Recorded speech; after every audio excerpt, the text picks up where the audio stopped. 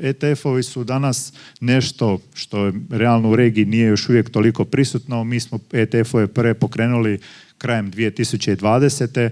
ali vidimo da je to nekakav trend koji klijenti traže i da je to trend koji će dalje se nastaviti.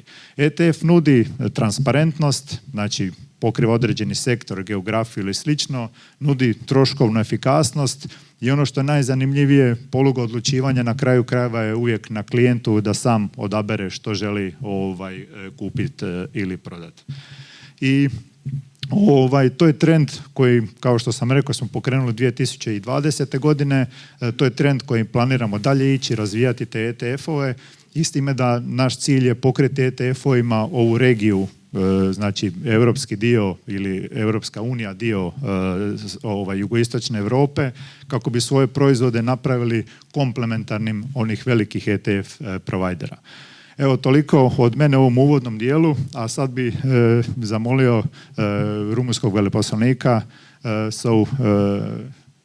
please, if you can join us for a short introduction. So, Mr. Constantin Grigorie.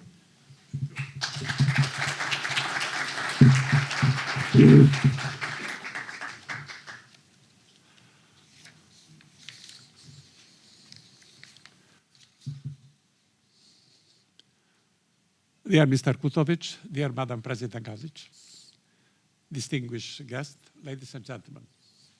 I would like to start by expressing my utter delight to be present here today at this event that I consider an excellent opportunity for presenting Romania as a profitable business destination and supporting our country capacity in creating further wealth. I express my confidence that this event will further contribute to strengthening the economic cooperation between Romania and the Republic of Croatia and will encourage the development of the region. Allow me first of all to thank the representatives of InterCapital Asset Management for considering Romania as a future destination of their business and to congratulate them for this wonderful project and the excellent organization. Last year, Romania and the Republic of Croatia celebrated 30 years of diplomatic relations, and I'm happy to emphasize that excellent relations in all fields between our two countries. The Romanian-Croatian relations registered a special rise marked in the last years with a fruitful political dialogue and exchanges of visits at the level of the presidents of Romania and Croatia, the prime minister of the two countries, the parliaments, and the most members of the Romanian and Croatian governments. The bilateral legal framework, together with the European Union's instruments and the framework of the regional platforms of cooperation in which Romania and Croatia are members, like the TC initiative, fostered our partnership reflecting the needs of citizens, business environment, and our economies. The economic cooperation between Romania and the Republic of Croatia is moving forward on a fast track. The commercial relations between Romania and Croatia have witnessed a significant growth, tripling practically the volume of bilateral trade in the last 6 years, exceeding 730 million euros at the end of 2022. I am pleased to highlight that today Romania is an established businessman destination for global investors with a sustainable economic growth. According to the National Institute of Statistics, following a decrease down -3.7% in 2020, the Romanian economy has returned to a positive trend starting with 2021, an economic growth of 5.8% compared to 2020. In 2022, the GDP went up to 4.7% compared to 2021, and Romania ranks 11th in the EU 27 in terms of GDP growth in 2022 compared with 2021, up by 4 positions compared to the previous year when it ranked 15th.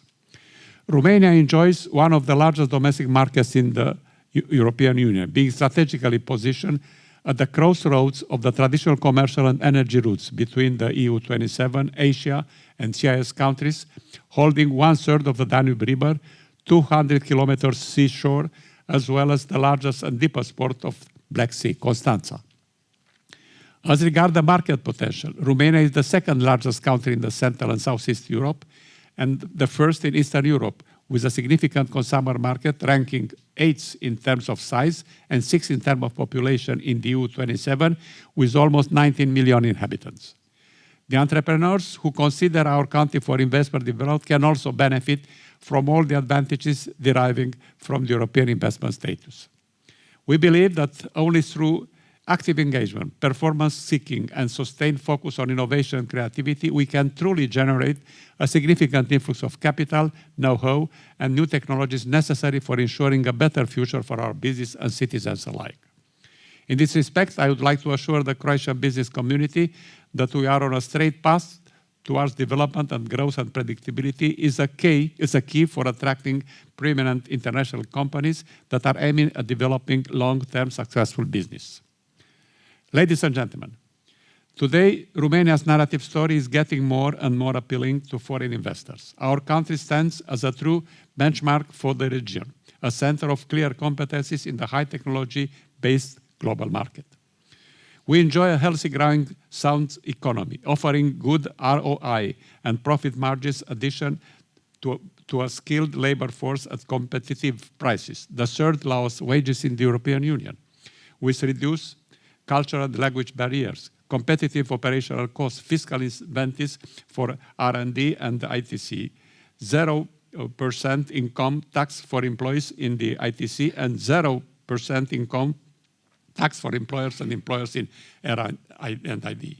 A comprehensive network of 106 industrial parks enjoying both private and public ownership, with access to utilities and benefit packages according to their focus, and the newly developed framework for the dual education system inspired by the successful German model, to name just a few of our competitive advantages in the nutshell.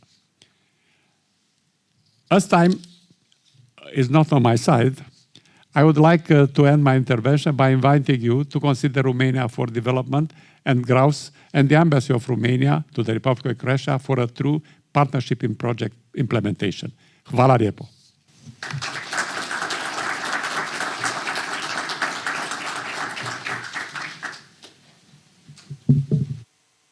Ambassador, and now I would like to invite Ivana. Sorry, Ivana.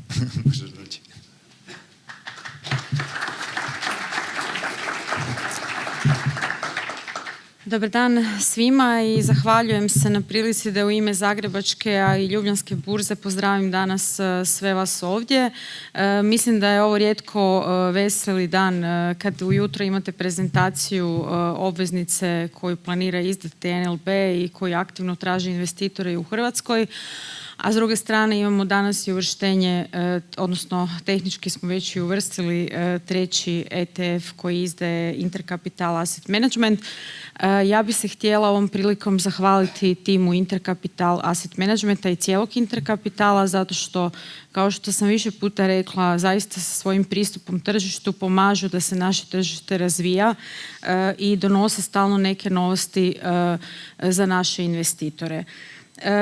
Možemo slobodno reći da je ovaj tjedan u Zagrebu na neki način rumunjski tjedan, zato što sutra i prekosutra Zagrebačka burza tradicionalno održava svoju investitorsku konferenciju na kojoj će sudjelovati 22 izdavatelja iz 4 države, znači Hrvatske, Slovenije, Makedonije, i po prvi puta imat ćemo i rumunjske kompanije, 4 kompanije. Imamo 250 zahtjeva za sastanke od 50 investitora, a 22 ta sastanka održat će upravo u rumunjske kompanije. Isto to mogu najaviti za hrvatske kompanije koje će u 9. mjesecu sudjelovati na investitorskoj konferenciji rumunjske burze. I to nam lijepo pokazuje da ova dva tržišta nekako osjećaju da su slična na neki način ili da mogu imati isti razvojni put. Jer svi mi ovdje tržišni sudionici znamo da smo jako često spominjali Rumunjsku kao uzor, kako je provela privatizaciju i kako je stvorila likvidne kompanije koje su joj omogućile emerging status, i nadamo se da ćemo na neki način i mi moći slijediti taj put. Ono što ohrabruje, o čemu bih htjela reći samo par riječi, je da je Hrvatska na svom putu odluci da uđe u OECD kao jedno od polja razvoja identificirala i tržište kapitala, i na tom području su se počeli događati brojni sastanci, inicijative koje bi trebale stvoriti sličan ili okvir koji će razvijati dalje hrvatsko tržište. Takav isti proces imamo i u Sloveniji i u Makedoniji u istom ovom trenutku, što je za nas odlična vijest. I moram reći da ti svi materijali koje OECD stvara vrlo često imaju upravo rumunjsko tržište kao neki uzor i ono što Hrvatska može i treba napraviti na tom razvojnom putu. Evo, na kraju bih čestitala cijelom timu koji je radio na ovom projektu.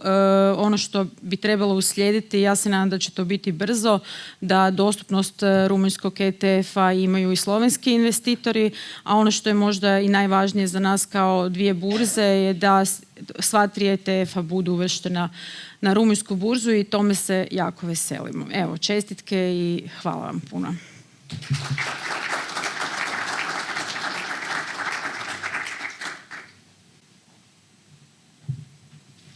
Hvala Ivana, a sad bi pozvao kolegu Đivu kojem prepuštam ovaj drugi dio eventa, znači prezentaciju i kasnije panel raspravu. Đivo.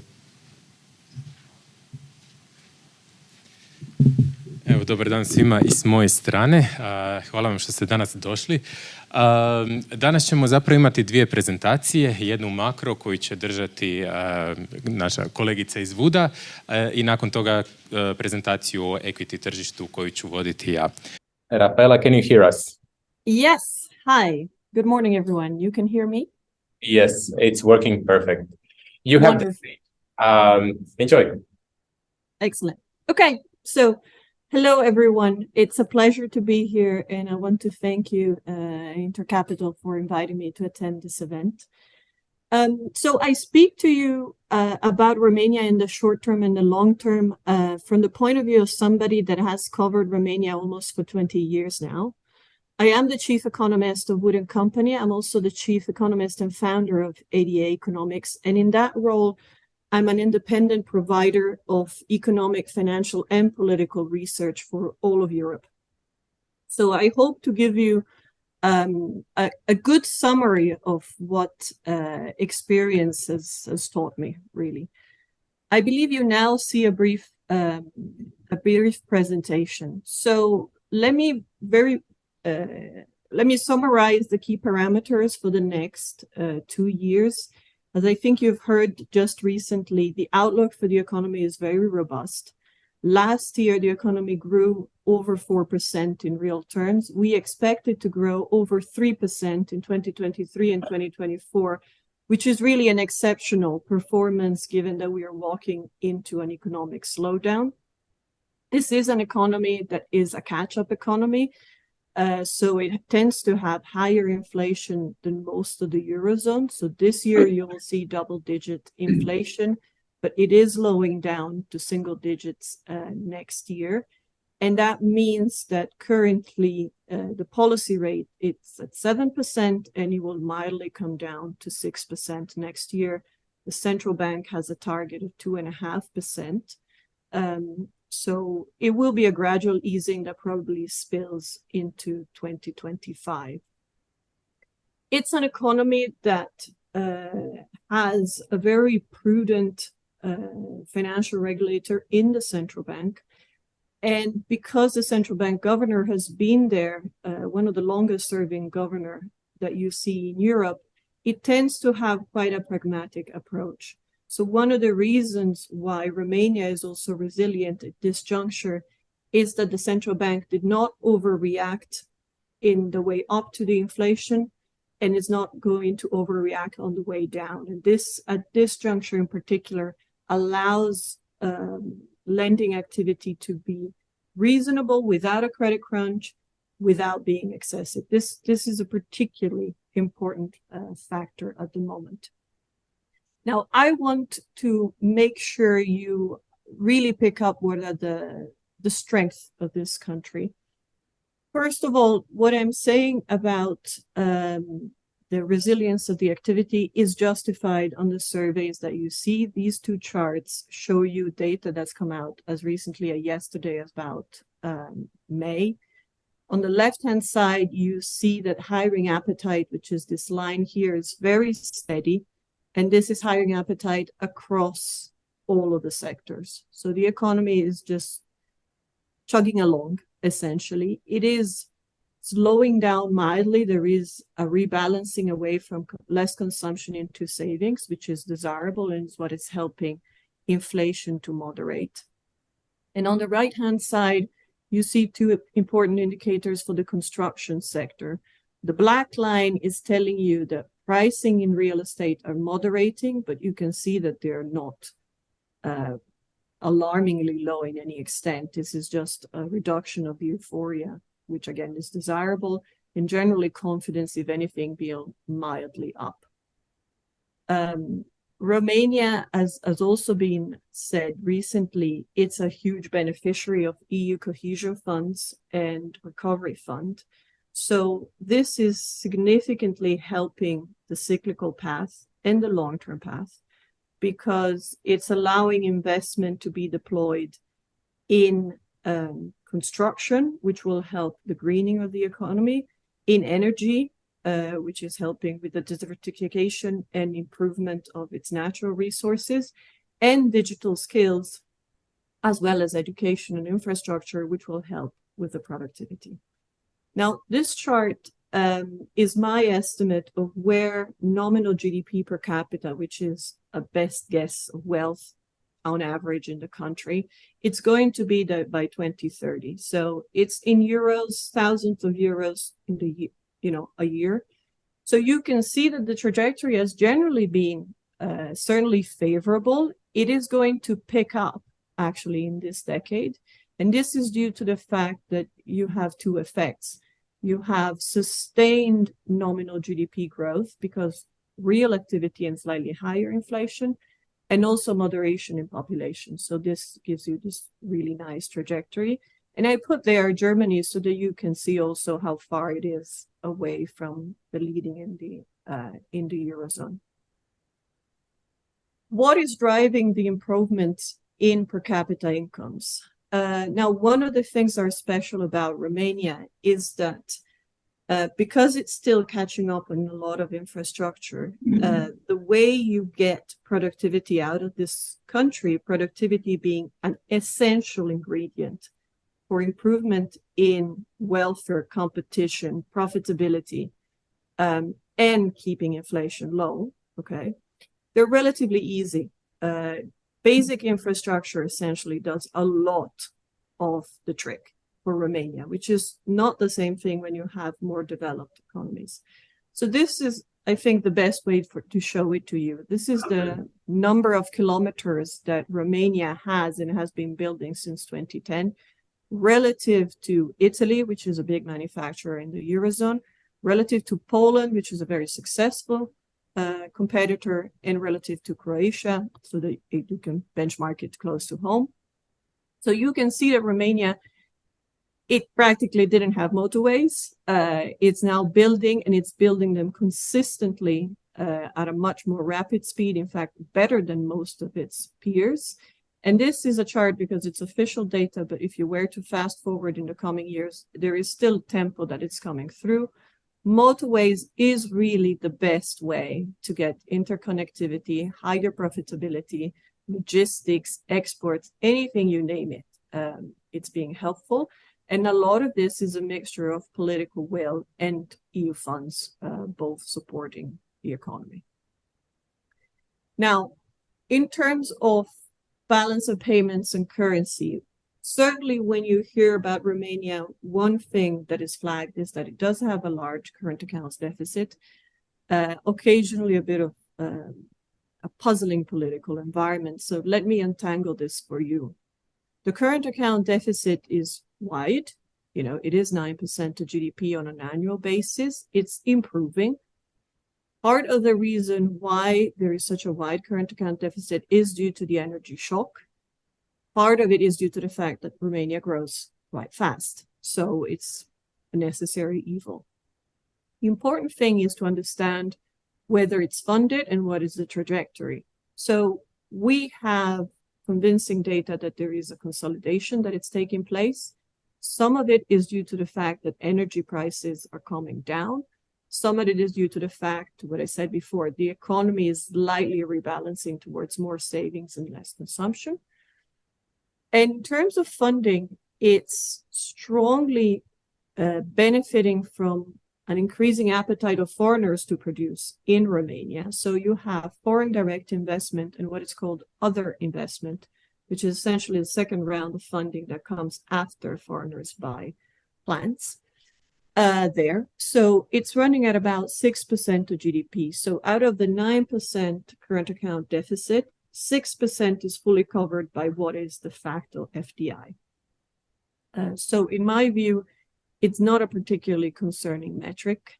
The central bank is a very skillful manager of the currency. And when I say manager, I mean that it knows when to tighten liquidity and when to let the currency adjust. It has pretty high reserves. It has 5.5 months of imports and coverage of reserves, and they've been rising. So that is testimony of the fact that there is no real stress in the country right now. Here, I want to show you our fair value model for the currency against the euro. So it is a mild depreciation trajectory. So where we're talking about is you can realistically think that the RON will trade maybe 5.1 over the course of this year against the euro and 5.2 next year. It may be actually stronger than that, but you know, has a baseline. If you want to look at fundamentals, there could be a mild depreciation in there. It's completely offset, but what is the underlying improvement in other metrics? And the fact that the depreciation is there, again, some of it is due to the fact that it's growing faster. It's mild because there is underlying productivity that is backing it up. Now, I want to summarize other long-term factors that explain the Romania situation better. First of all, the fact that Romania, when it joined in 2007 in the EU, it was poor. It's still poor in relative terms. It has an enormous catch-up potential. Within Europe, catch-up is really the most favorable trend you can have your way if you have the right political landscape. The good thing about being in the EU is that you have an institutional framework that eventually takes you to do the reform, and this is what we're seeing. We also see it when we look at income distribution. We see the broad spectrum of the population is benefiting from this growth, particularly in recent years. And this is allowing the political landscape in Europe, in Romania, to be fairly central around the middle ground. You have a left, you have a right, but you don't have extremes. And this is quite precious currently and in the next few years, where we have a lot of countries that are going towards the extreme because inequality is beginning to bite into discontent. So this, I think, is a sign of strength. Second issue is, of course, the sheer magnitude of EU support is very significant. The current allocation is almost 50 billion euros of EU cohesion funds, with a follow-up of almost 30 billion that will come through the RRF, which is advancing as expected.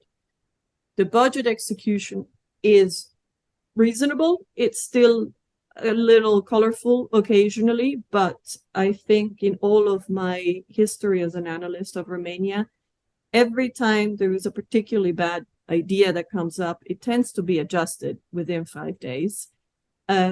And the RRF framework is becoming more sophisticated, so there is less space for extremes, I would say. So with this picture, I just want to make sure that you are aware there is a packed election calendar in 2024, as there is in the rest of Europe.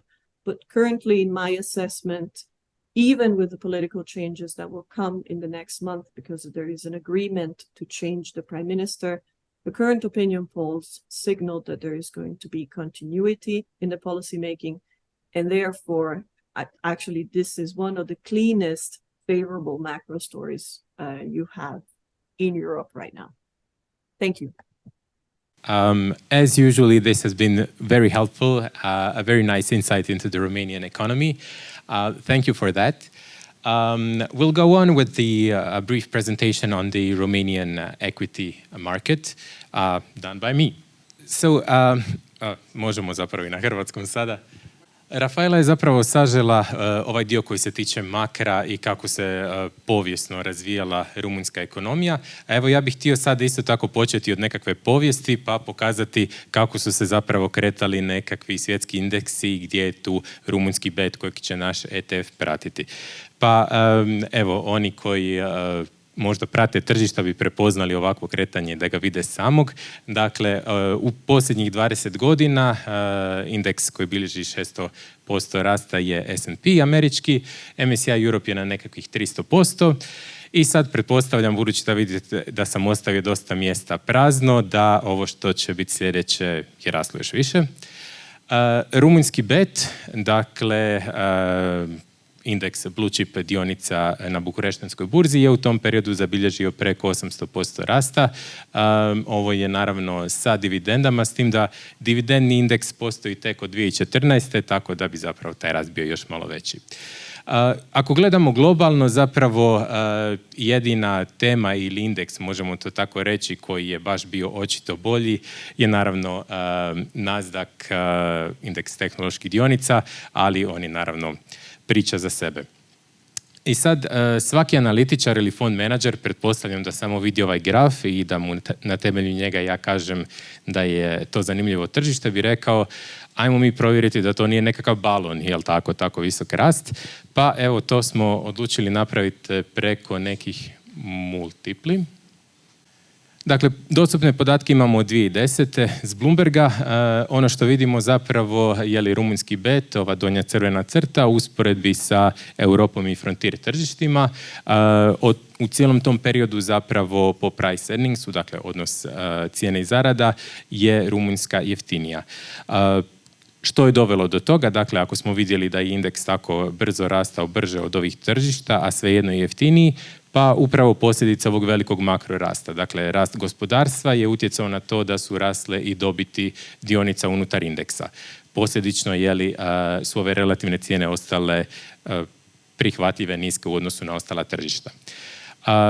A da baš usporedimo sad u ovom trenutku kako stoji Rumunjska sa nekim drugim tržištima, opet imamo taj odnos cijene i zarada. Vidimo da u ovom trenutku onaj tko kupuje rumunjski indeks zapravo plaća, recimo to tako, oko 4,5 eura za svaki euro dobiti koji ostvare te kompanije.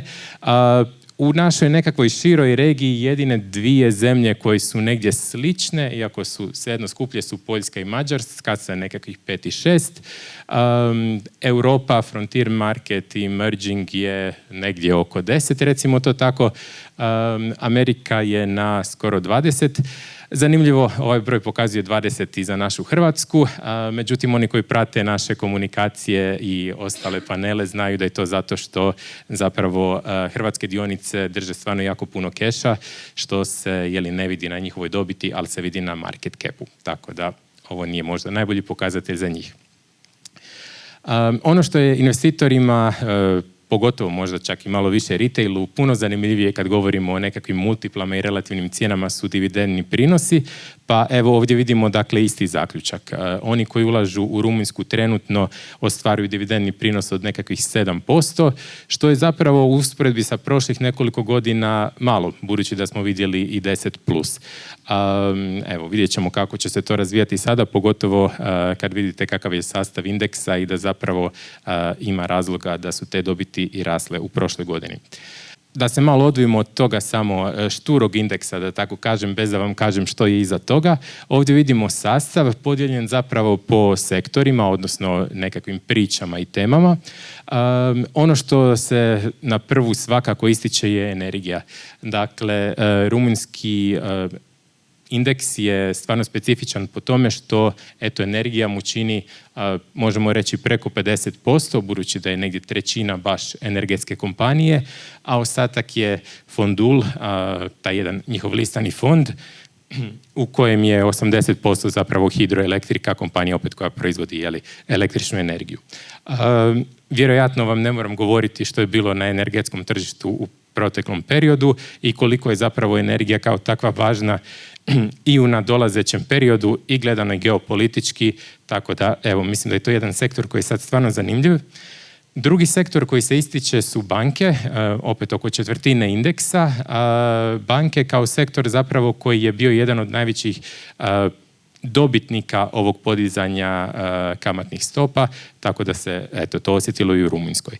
Ovo sve ako uzmemo u obzir, evo možemo reći stvarno da je bet zanimljiv sa stajališta onoga što vi stvarno dobivate kroz njega. I sad recimo vama se svidi bet, odlučite to trgovati. Naravno, jedno od velikih pitanja je možete li to stvarno vi tehnički izvesti, odnosno imali dovoljno trgovanja. Pa evo, ovisno na koja tržišta ste naučili. Ako ste naučili na našu regiju, jako će vam lijepo izgledati ovi prometi.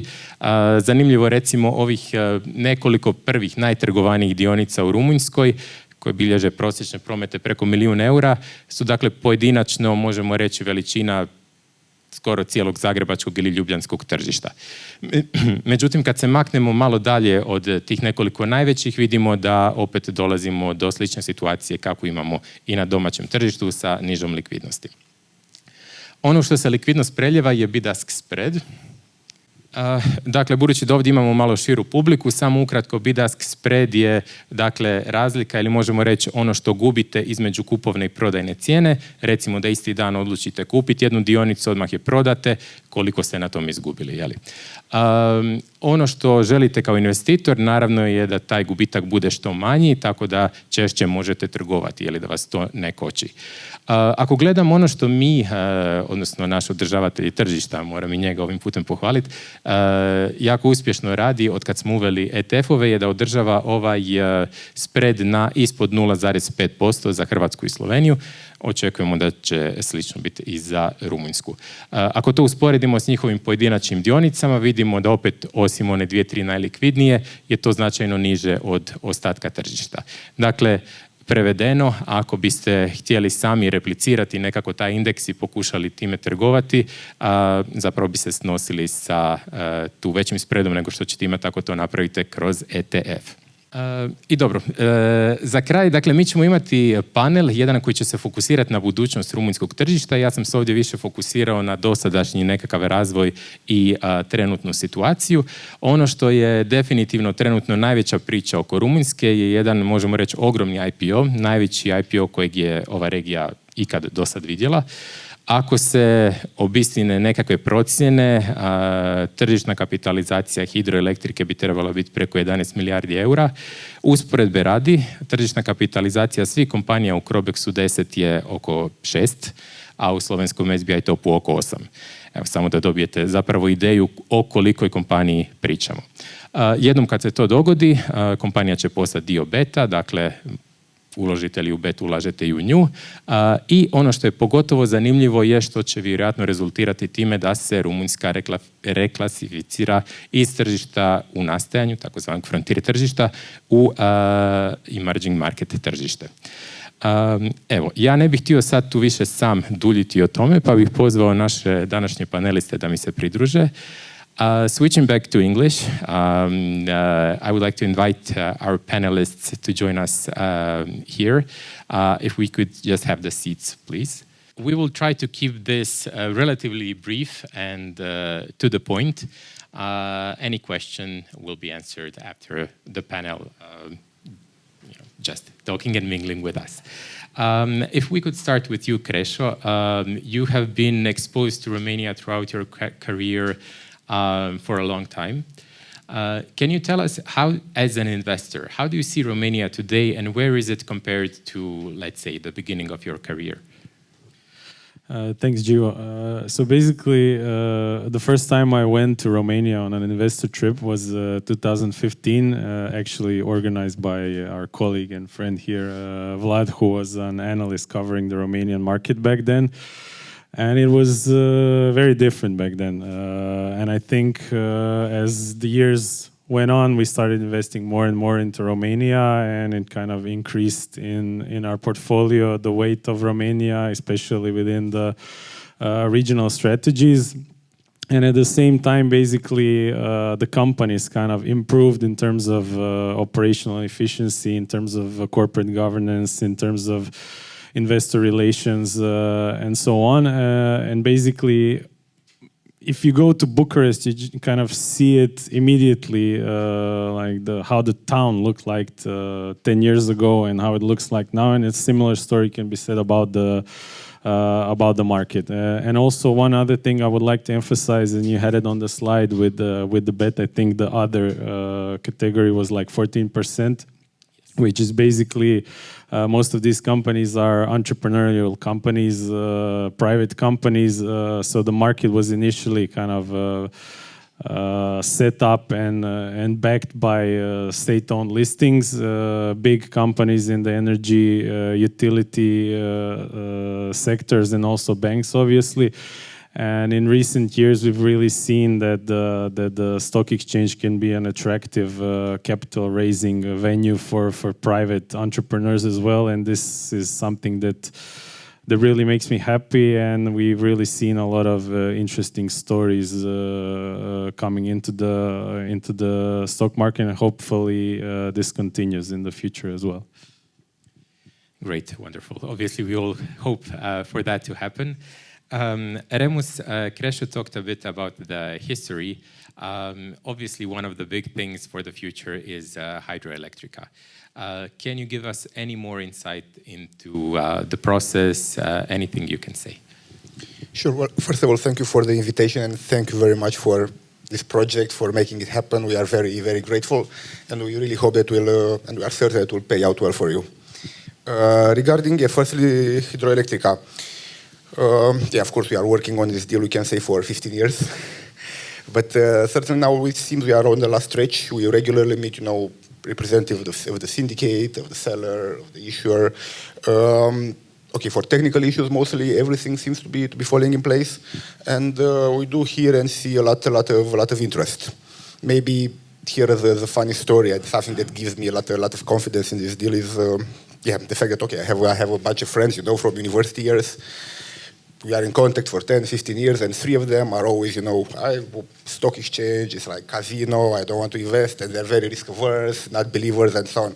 And already for like 2 months, they keep asking me continuously, when is hydroelectrica coming? When is hydroelectrica coming? And like, how do I open the account? How do I send the money? So for me, it's not, I don't know if you can, enlarge my example countrywide, but it's a very positive sign that maybe, it would be a D-click for a lot of people that maybe we're not looking at the market, and yes, a big driver for more participation from local investors, and better understanding of the opportunities on the stock exchange. And I think it was also included in the earlier presentation, the story with the MSCI and so on, and that valuation gap that we see over the years between our let's say PE, basically all our indicators compared to other regional markets. We're looking a lot at indices. MSCI is big for us, and we seem to be very close. So that's big. I think that's a very, very big possibility that the gap would be closed by MSCI, possible MSCI upgrade. And maybe furthermore, also referencing a bit Ivan's earlier speech, because I didn't understand much from it, but I heard the ESG reference. So talking about ESG, here I also want to mention a project we have for a number of years. We basically have an agreement with Sustainalytics, now Morningstar, providing ESG ratings for our issuers, because yes, nobody wanted to provide ESG ratings for small caps in Romania, which were not in any major international index. So we took over these costs, they were substantial. But now we are becoming also more optimistic there, because we see many of especially the large caps, learning their lessons, performing very well in terms of sustainability. Now we're looking for this on the Sustainalytics website, and they have this indicator like, it's called the sub-industry ranking. So they compare, let's say, their whole universe of oil and gas or banks and so on. And we see our companies regularly ranked, in top 10%, even top 5% globally in terms of ESG reporting. So this is maybe an additional driver, thinking that, an MSCI upgrade would also make the companies eligible for various type of ESG funds, ESG indices, and so on. And there could be also substantial additional demand coming from that direction. I think I went a bit broad on your question, but... Yeah, thank you very much. I mean, these kind of broad answers are useful, and I guess it's the most you can say at the moment. We'll definitely be following up what's going on with Hydroelectrica. That's a big topic. Vlad, you are, as I said, a large broker in Romania. As such, you have a lot of contact with institutional investors, both domestic and foreign. How do you see them approaching Romania? What are their major, let's say, maybe concerns or topics they are interested in?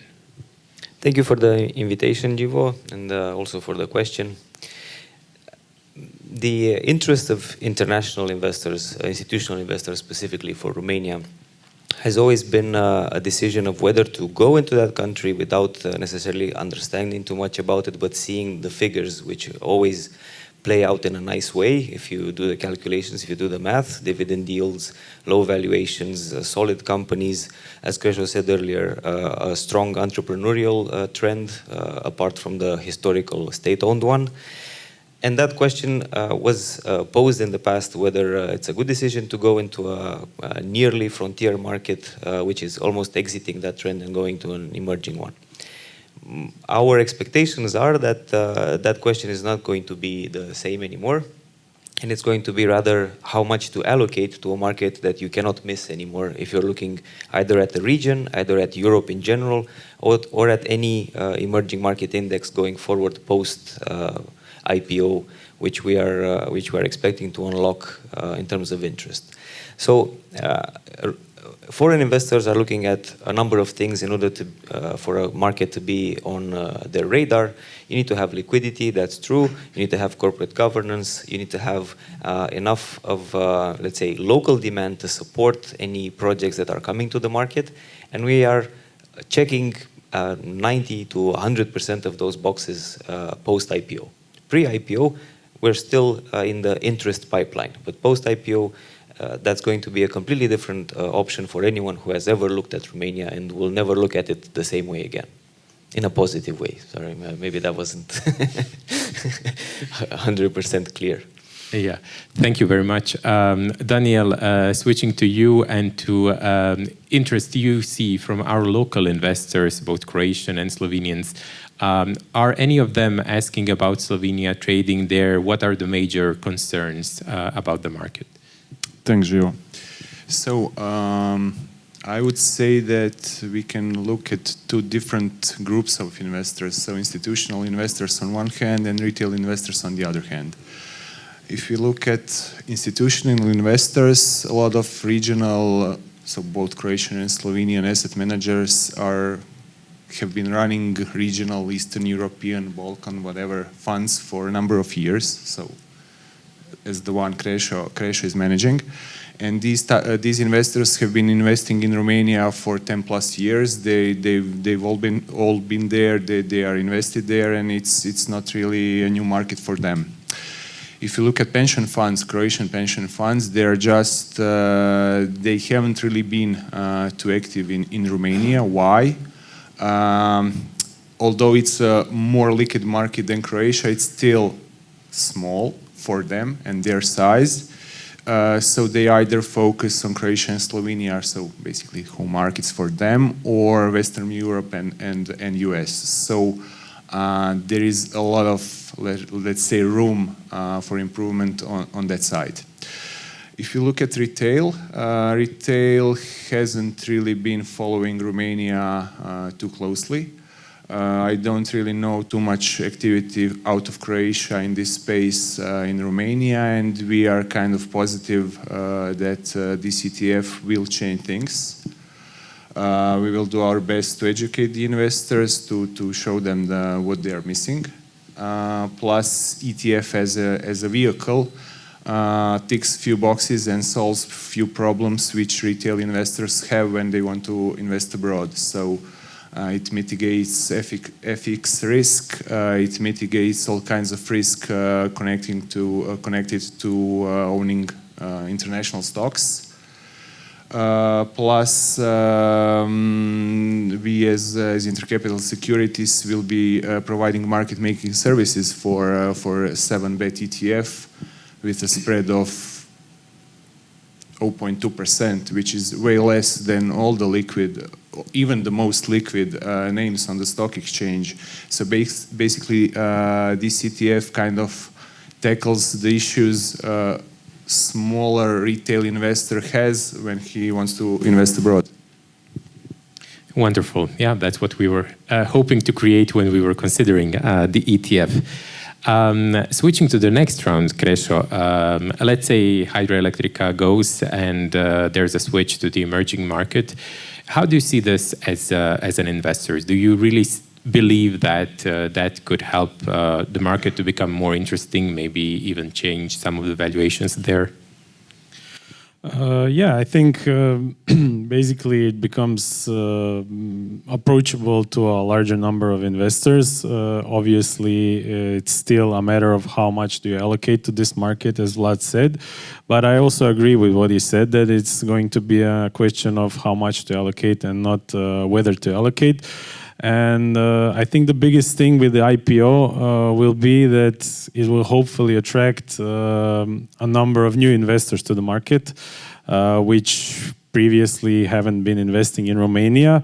And in that, once they come to the market, they're going to start looking at other names as well. And I think they're going to find the market attractive and that there are really interesting companies with very strong growth rates or dividend yields and they're going to expand their footprint in Romania once they kind of start there with Hydroelectrica. And I think this is the biggest thing that can happen post IPO. And I think the potential upgrade to emerging markets can just further facilitate this. Wonderful. Remus, one more for you. Obviously, one of the possible drivers of the market are institutionals, but there is also retail. In Romania, if we look at per capita trading or stocks owned, it's very low. I mean, in daily turnovers, it's more than Croatia, but it's explained by the fact that it's a much larger population.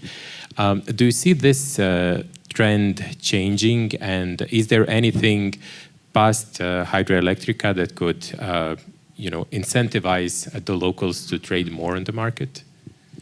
Yes, it's I would say it's a critical point for us. What is maybe specific, because you're referencing the liquidity, is that we are probably in the region the lowest, let's say, turnover velocity market, meaning that compared to the size of the free float, to the size of the market, the liquidity is the lowest. And this, yes, is explained by the fact that there is a very large participation of the local pension funds, which are, the elephants in the Romanian capital market, and they are very sticky long-term holders. And also from the foreign investors, most of them are also, long-term holders and very, serious investors. So we really miss speculations. We really miss, more and more active investors. And this mostly comes from retail. So for us, it's a huge objective. In this sense, what are we doing in this direction? I would mention several layers. Of course, Hydroelectrica near term can be a game changer. I mean, we can even expect maybe a doubling in the number of retail investors. This is, let's say, a very reasonable assumption from our side. But besides Hydroelectrica, we have several projects. On one hand, we collaborate very actively with universities, with schools, with other associations like Investment Fund Association and so on. So I would say that in our agenda there is at least one weekly meeting with the young generation and with other participants in the marketplace. Another project, this is a project we launched 2 years ago, and it's growing quite well. And actually, it's not just a retail project. We have this new website, which is called bvbresearch.ro, where we publish research and market information about the Romanian issuers. And actually, also for foreign investors, it's very interesting because, yes, there is a lot of research free of charge there. Now we cover all the bet companies. So, yes, speaking about the bet ETF, if you want to look at the specific companies, you will find a report there issued by one of our broker members. So what does it change for retail? all is pretty obvious, and I'm not sure if there is a similar problem in Croatia. You know, when you become an investor, you are an individual, you look for opportunities, you start Googling, you start searching for information, for advice, for research, for studies. And there is so much information about, you know, about Tesla, about Apple, about all kind of Bitcoin, Ethereum, and so on. But when you're trying to find out information about, let's say, very nice local companies, entrepreneurial companies, newly listed companies, it's very hard to find anything. So we try to fill this gap. And yes, to some extent we manage. I mean, the website is quite well received and has good popularity in the market. And therefore we are expanding the coverage. And yes, hopefully this will help the investors to anchor themselves on the local market, also with some professional advice and some let's say, opinion from financial analysts. Also regarding retail, lastly, but also very, very important, and this is a very recent news which hasn't been covered much even in Romania, because yes, there is a big teacher strike, that's another topic. But in the last week, the government approved the strategy for the development of the Romanian capital market. This was a strategy that was designed in collaboration with the OECD. In fact, the project is done by the local regulator together with the Ministry of Finance. They hired OECD as a consultant, and it's been financed by EU funds. And this strategy, which is pretty much following the OECD recommendation, has been officially approved and is, yes, it's in power, let's say, it's outstanding. So we have a very, very specific set of recommendations and measures that it's been approved by the government, including a lot of measures designed at unlocking investor interest, increasing financial literacy, and many other also some technical issues which are also not very well known. For instance, we have a lot of, let's say, how should I call it, like stock ownership, let's put it this way, because we had the mass privatization program in the 90s. Many individual investors receive shares, you know, in 20 years they died, they changed addresses, they moved, they have no idea that they own shares. And in many larger companies, actually a substantial or a significant part of the free float is blocked in portfolios of people that have no idea that they own those shares. So even this topic of unlocking this stagnant free float is part of the national strategy, because it is an issue that, yes, takes away a significant part of the free float, and people are not aware. So we will, if you will follow Romania, you will hear a lot more about this strategy in the coming quarters for sure. Wonderful. Hoping to it working. Daniel, one more question for you. You mentioned that you provide some kind of research for Romania. What exactly can your clients or the general public find out from you, from your analysts, regarding the Romanian market? Sure. So, as you probably see by now, we are all kind of fans of Romania in the company.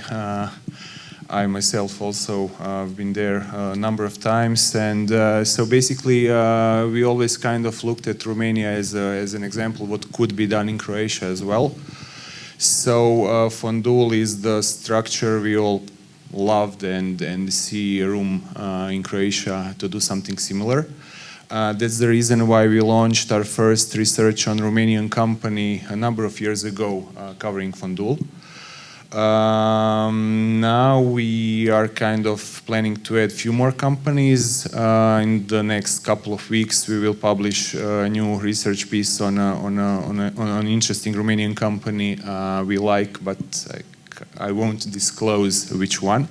So follow our daily reports. And of course, from today, we added all bet companies, sold 20 companies to our daily report, where you can check the fundamentals of all blue chips. So this is something we will focus more in the future as well, because obviously we need to educate local investors about Romania. Wonderful. The complete last question for you, Vlad, very briefly, please. Just to conclude on the topic in general, some of you may know that one of our plans is to also list our ETFs in Romania at some point. How do you see this project of trying to connect the region in that way? Do you think there would be interest in Romania to trade our markets as well? I definitely think the answer should be yes, and I think it will be yes when the project becomes live. The main reason for that is there is no shortage of, in terms of efforts that the market is currently spending to find new opportunities. And there are very good opportunities, especially in lower liquid markets, especially in markets which have historically been overlooked by a large number of investors, and especially in a time where there's a lot of pressure to popularize the market and to make it more attractive through different projects, like my colleague Remus mentioned as well, through different instruments. For instance, one of the most popular instruments in Romania right now is the government bonds for retail clients, dedicated to retail clients. It has gathered up to around 10 billion euros in interest over a 3-year period. That is money which can be placed into the market. And that is money which is adding to the attractiveness of the market and which is exciting other investors to look at these opportunities. So an ETF listed in Romania that would cover the region, that would cover other markets which have not historically been present on the radar of Romanian investors, would be, I think, a great selling point for the region in general. It's showing that there's interest here, that there's funds here, and that there's potential, which has always been the story for the region, and we're just now looking to unlock it. Great. Thank you very much, everyone. Of course. Yeah. Thank you. Maybe just one last thing. We will be in Zagreb for the next 2 days. Thank you again, Ivana, for your kind invitation to attend your investor conference, and also 3 Romanian companies will be joining us on Friday. So I think tomorrow around lunch I will also have a presentation with more numbers and data. So yes, if there are any questions, any I don't know, curiosities about the Romanian capital markets, we are here for the next 2 days to help you out with anything. Thank you. Thank you very much. I'm sure all our panelists will also be available for a chat after the end of this event, so stay tuned. Thank you everyone once again. Ivan, please help us close the panel.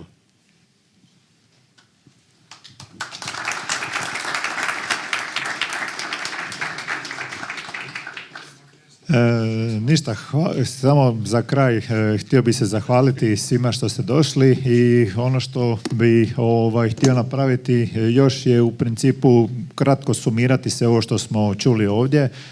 Znači krenuli smo sa izlaganjem o makroekonomiji i mislim da smo uspjeli vidjeti kroz to izlaganje da je stvarno rast u Rumunjskoj uistinu robustan, pogotovo kad se pogleda i usporedi sa nekim zemljama ovdje u regiji. Ili čak bi rekao u široj Europi. S druge strane i kroz Đivinu prezentaciju ono što smo vidjeli smo i čuli kako su valuacije uistinu dosta atraktivne, što s aspekta one koji traže nekakav stabilniji povrat kroz dividend yieldove koji su znači 7% plus, ali isto tako i kroz nekakve fundamentalne pokazatelje gdje možemo vidjeti znači da price earnings tog indeksa je otprilike na razinama 4,5. I ono za kraj što je možda nekakav, mislim što uvijek market treba nekakav kicker, treba nešto što mu učini cijelu tu priču zanimljivim, a upravo je to priča hidroelektrike i IPO-a koji se trenutno odvija i koji bi trebao biti po ovim zadnjim pokazateljima, informacijama tu spreman, znači krajem 6. mjeseca, početkom 7. mjeseca. Definitivno će to biti nešto što će potaknuti daljnji interes za tržištem i potencijalno sve ove priče i taj nekakav unlocking vrijednosti potaknuti da se otvori. Evo, ono što je upravo tu iza mene je početak trgovanja također sa ETF-om, gdje su evo i prve nekakve transakcije napravljene i nadamo se da smo kroz ovaj interaktivni panel i prezentacije uspjeli privući i vašu pažnju za ETF, a sve moje kolege kao ja smo tu na raspolaganju za bilo kakve dodatne informacije. I za kraj možda samo još stvarno veliko hvala svim kolegama, neke ste vidjeli tu danas na ovom eventu i na panelu. ali puno još kolega koji su u uredu i dok mi ovdje prezentiramo i pričamo koji vrijedno rade da bi se sve ovo odvilo, tako da stvarno svima veliko hvala, ne samo u asset managementu nego i vrijednosti papirima, jer jednostavno u toj kolaboraciji stvarno puno stvari možemo napraviti skupa. Hvala još jedanput svima i tu smo za sva pitanja.